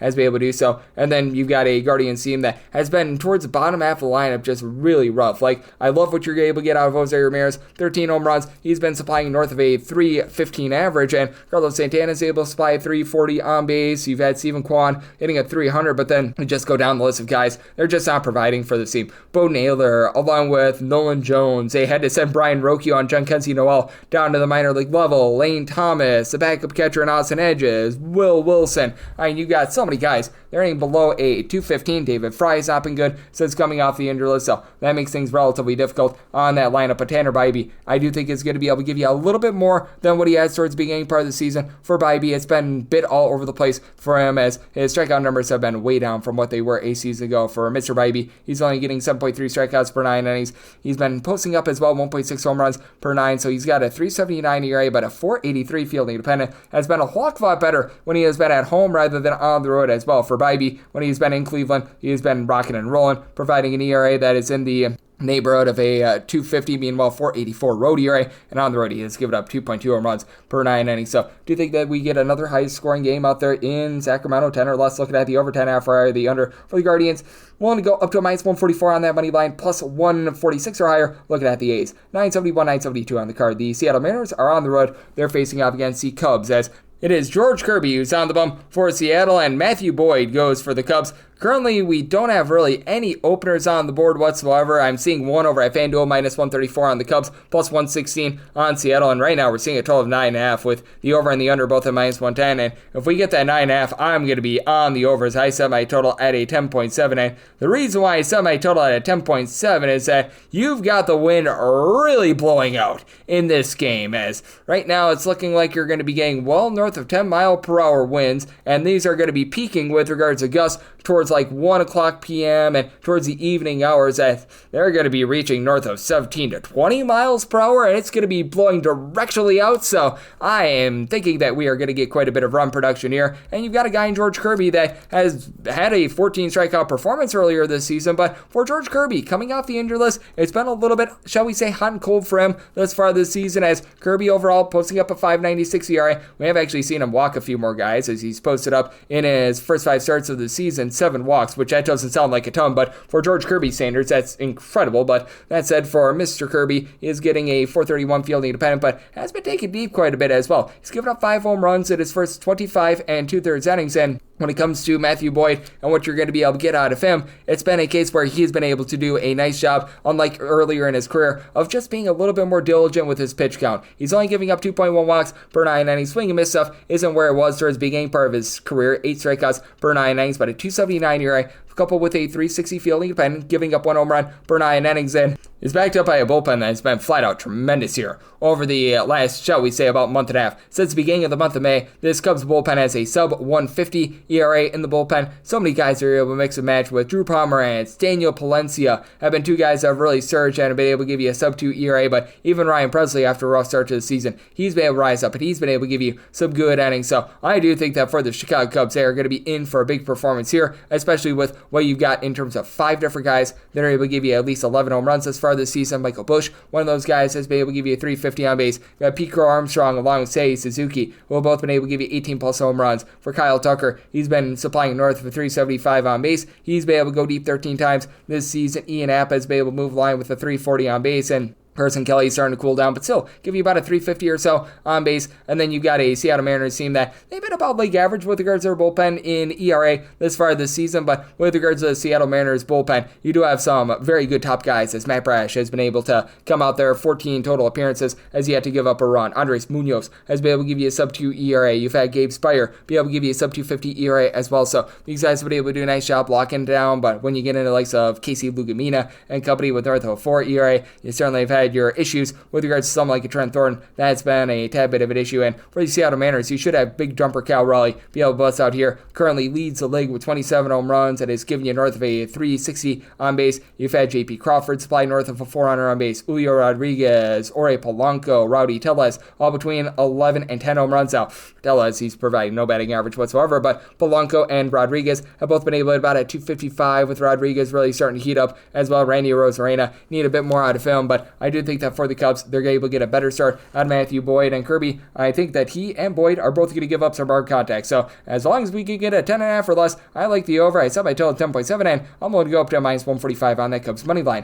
973, 974 on the card. You've got the Walker Texas Rangers on the road against the Pittsburgh Pirates. As for the Buccos, it's Mike Burrows on the bump for them, and Jacob deGrom is on the bump for the Rangers. Rangers are between minus 175 to minus 195 favorites, and between plus 155 to a plus 165 is that number on Pittsburgh, and between 7.5 and 8 is the total. On the 7.5, over is minus 125, under is plus 105, and on the 8, the under is minus 115, and the over is minus 105. With the Rangers, if you're looking at that run line price, you're finding that right in the neighborhood about a minus 110 to a minus 115. I'd be willing to go up to a minus 117 for Jacob deGrom. 2 runs for fear allowed in each of his last 11 starts. Recognize that he's not the strikeout artist he has been in past years, about 8.5 strikeouts per 9 innings, but he's still only giving up about 2 walks per 9 innings. He's keeping the contacts off. I love what he's bringing to the table right now, and for Mr. Mike Burrows, this guy has been much better in his last few starts. Came up from the minor league level, had 2 rough starts to begin his career, 3 runs allowed over the course of his last 3 starts, and his strikeout numbers were very good at the minor league level. They have been here, 9.6 strikeouts and 2.7 walks per 9 innings, and for Burrows, he is backed up by a bullpen that has been improving for the Pittsburgh Pirates, as you've had Dennis Santana be able to supply you with a sub-250 ERA. You've been able to get good production out of David Bednar recently. He's been able to give you a sub-3 ERA over the last month or so. For the Pittsburgh Pirates, they're actually a top 12 team with regards to bullpen ERA over the last 35 days, and you've been able to have some of these long guys be able to mix and match. Chase Shogert has been able to give you some good innings. The issue that you have with the Pittsburgh Pirates is this offense. Right now, they are at dead last in the big leagues in terms of runs per game, and you've only got 3 guys on the roster that are giving you north of 4 home runs this season, and Oneil Cruz, well, he has been able to give you 12 plus home runs this season, and he's given you a relatively good on base as well. It's just been a rough go of it for he and so many others in terms of just being able to hit for average, as Cruz is right now hitting a 223 or so. You've also been having Brian Hayes in that fold as well, and then you got all these guys that are just giving you a big giant nothing burger at the plate. Jared Trollo, along with Alexander Canario, Brian Reynolds, all these guys a 225 or lower. And for Reynolds, he has been able to give you 8 home runs as far this season, and Andrew McCutcheon, 7 home runs, 350 on base. You do have Isaiah Kiner-Falefa hitting just below 300 as well, but I mean, past these guys, you're really getting nothing out of the lineup. And for the Texas Rangers, this has been a bottom 5 team with regards to run creation as well. You've been able to get quite a bit of production recently out of one of the guys that just came off the injured list, and Evan Carter. He's been able to supply this team with a north of 330 on base, and he's been able to give you 4 home runs in his first 71 at bats, so looking solid there. But then you've got these guys that have just struggled to a 230 or lower batting average. Marcus Semien, Adolis Garcia, Jake Berger, and Berger's been a little bit better, 10 home runs, and Wyatt Langford, he's up to about a 320 on base. He's supplying the team with 13 home runs, but not a lot of guys that consistently move the line and get on base. Sam Haggerty along with Josh Smith are really the lone 2 guys on the roster. They're hitting north of a 254. Josh Young has been a little bit hot and cold, and Corey Seager, I mean, when he has been out there in the lineup, he just has not been good for this team, as he has been in and out of the lineup since coming off the injury list, has to be hitting below the nose line of a 200, so that's a rough ordeal for them. I do think that this is going to be a very low-scoring game. I said my total 7.3. I do like the under, but I do think that in the end, the Rangers find a way to be able to get the job done with another good Jacob deGrom start. I'm willing to lay up to a minus 117 on that run line. 975, 976 on the betting board. The The Milwaukee Brewers are on the road against the Minnesota Twins. Joe Ryan is on the bump for the Twins. Jacob Mizorowski is on the bump for the Brewers, and Brewers who find themselves as sizable underdogs anywhere between plus 138 to a plus 145, between minus 157 to a minus 170 is that number on Minnesota. 8.5 to 8 is the total on the 8. The over is minus 125, the under is plus 105 on the 8.5, under is minus 115, over is minus 105, and with the Brewers, I did make them a plus 142 with regards to this money line, so I ain't at a plus 145 or better. I would be taking a look at them, and for the Miz, he had a really good first start against the St. Louis Cardinals. Recognize that he had 4 walks, and even if you go back to his minor league level numbers, he, for his career, has given out north of 4 walks per 9 innings, but with the AAA Nashville Sounds sub 225 ERA, 11.4 strikeouts per 9 innings, he was able to mow down 5 guys with regards to a punch-out in that game against the St. Louis Cardinals. That was a win for him, and goes up against a guy in Joe Ryan who has been rock solid all season long for the Minnesota Twins. For the Twins right now, he is supplying a sub 3 ERA. It's always been much better at home rather than on the road. At home, he gives up about 1.3 home runs per 9 innings for his career, closer to about 1.6 when he is away from home. That ERA drops by about a third of a point, and for Joe Ryan, he has been only giving up about 2 walks per 9 innings thus far this season.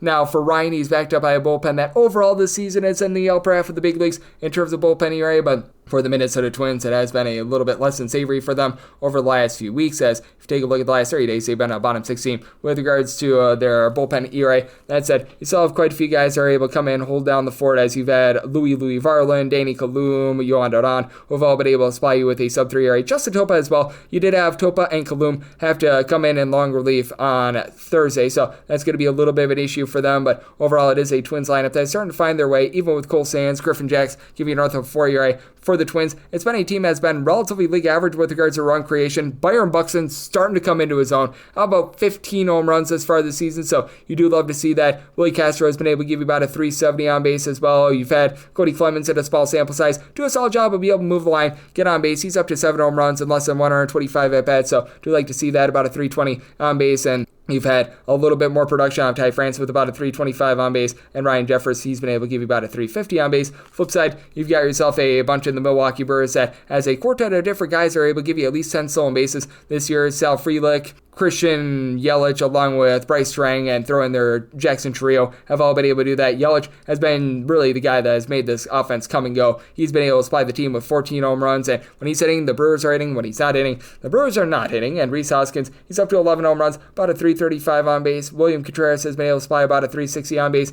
as well. And then in the middle infield, you just need to get a little bit more of these guys like Joey Ortiz, Caleb Durbin, but all in all, the Brewers do have a pretty locked and loaded lineup that has been actually very good on the road. It's been very fascinating to take a look at this Brewers team because they just have not been able to generate any sort of run production at home this far this season. About 3.6 runs per game at home, 5.1 runs per game away from home. They're actually second in the National League in terms of runs per game away from home. I think that this is going to regress a little bit, and I do think that Joe Ryan goes out there, gives you a good start for the Twins, but I do think that Mizorowski has some value here at a plus 143 or higher. I do like the Brewers on the money line, even with them having a bottom 10 team with regards to bullpen ERA. Yopai himself, Espiguero obviously being disastrous, but Ebner Uribe has been able to give you sub 2 ERA. You've had a pair of guys in Trevor McGill along with Nick Mears who have been able to give you sub 3 ERA, so going to be willing to roll with the Brewers on the money line, and I do like this total under 977, 978 on the card. The Kansas City Royals are on the road. They're facing up against the Slam Diego Padres, as it is Michael Lorenzen who's on the bump for the Royals, and it's all to be determined on the bump for the Padres, which is why this game is presently off the board. It was looking like it was going to be Nick Pivetta getting the start for the San Diego Padres, and if it is indeed Pivetta, I'd be willing to go up to minus 161 on this Padres money line, plus 163 or higher. I'd be diving in on the Kansas City Royals, and the set a total to where a 7.5 or less, I'd be in on the over, and 8 or higher, I'd be in on the under. And for Nick Pivetta, he just has been such a better pitcher when he has been at home rather than when he has been on the road. For Nick Pivetta, he's posting up a sub 250 ERA at home,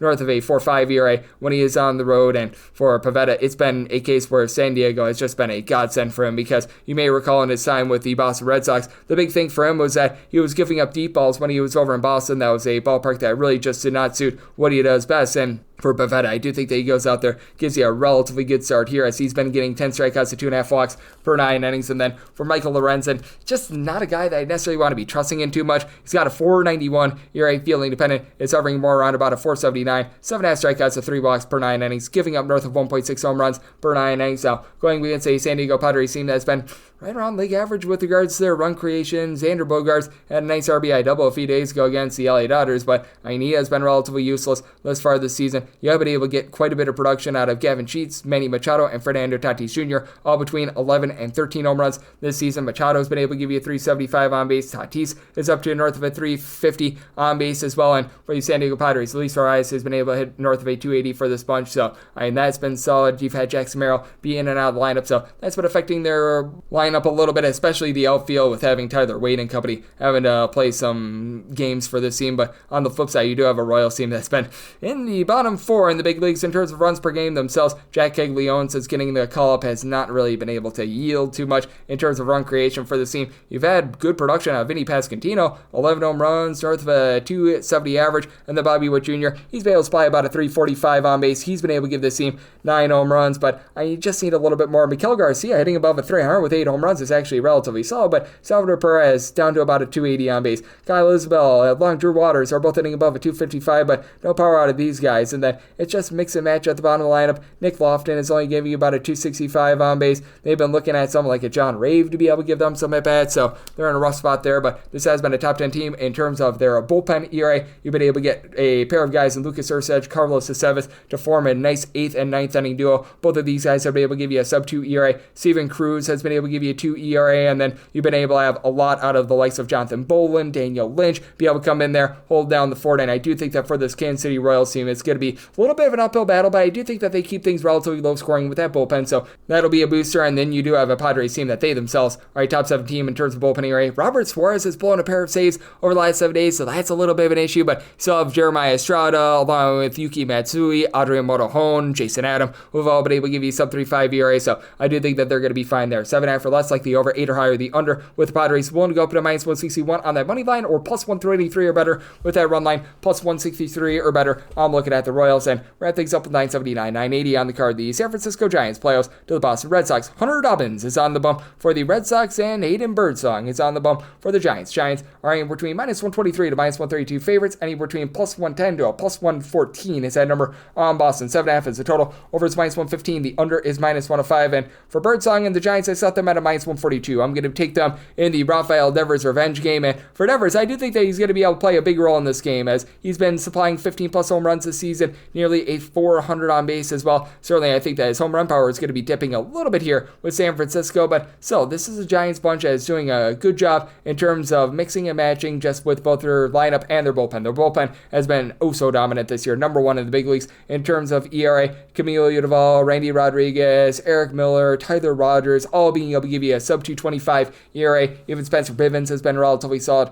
as a long guy, and for the Giants, it is a lineup that you could use a little bit more out of some of these, shall we say, hot and cold guys. Mike Yastrzemski is really starting to rise back up. He's up to about a 350 on base. Casey Schmidt has been filling in for the injured Matt Chapman. That's been a little bit rough for him. About a 325 on base, but not as much power as what you're going to find out of Chapman. Eloy Ramos, 11 plus home runs. He's been able to supply a 360 on base, but whenever you've had Patrick Bailey out there, Christian Cross, guys like this, it's been a bit of an issue. And Lamont Wade Jr., they just had to cut ties with. And for the flip side, you've got yourself a Boston Red Sox team that, without Rafael Devers, they've actually been able to string a few wins along the way, and you do have a bullpen of the Boston Red Sox that does rank in the top 10 in the big leagues themselves in terms of ERA, as Aroldis Chapman has been an ageless wonder. He's been able to give this team a sub-2 ERA. Additionally, you've been able to get a lot of long relief out of Garrett Woodlock, who is back down to a sub-325 ERA. Greg Weissert has been rock solid as well. So, I mean, these guys are doing a nice job mixing and matching in the bullpen. And for the Red Sox, outside of what you were able to get out of Rafael Devers, you still have some good power with Wilder Abreu giving you 13 home runs.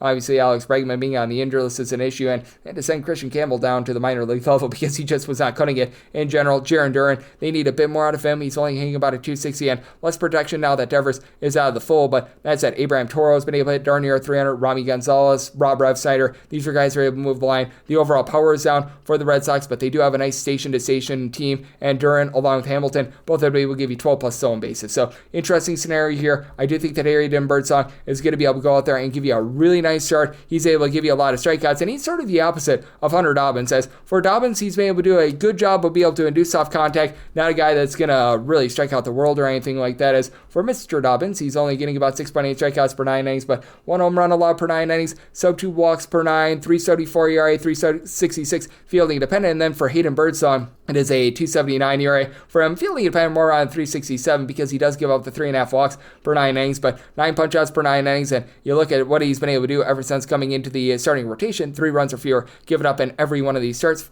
5+ strikeouts in each out of his last 4 as well. So with the Giants willing to go up to a -142 on that money line, and do like the 7.5 over, semi total 7.7, and that'll wrap things up for the Friday edition of the Baseball Betting Show, now part of the VSiN family of podcasts. Big thanks to Colby Marchio of Your Betting News for joining me in the last segment. If you do like hearing from this fine podcast, Baseball Betting Show, you're able to subscribe wherever your podcasts, Apple Podcasts, Google Play, Spotify, Stitcher, and TuneIn. If you have a question, comment, segment idea, what have you for this podcast, you have one of 2 ways we'll fire those in. First one is my Twitter/X timeline at @GUnit_81. Keep in mind, letters CM, they mean does not matter, so as per usual, please send these into the timeline. Other ways, find an Apple Podcast review. If you rate this podcast 5 stars, it is very much appreciated. From there, you're able to fire in whatever you'd like to hear on this podcast via that 5-star review, and I'm coming at you guys every single day throughout the baseball season, which means I'm back with you. What's good about? Thank you.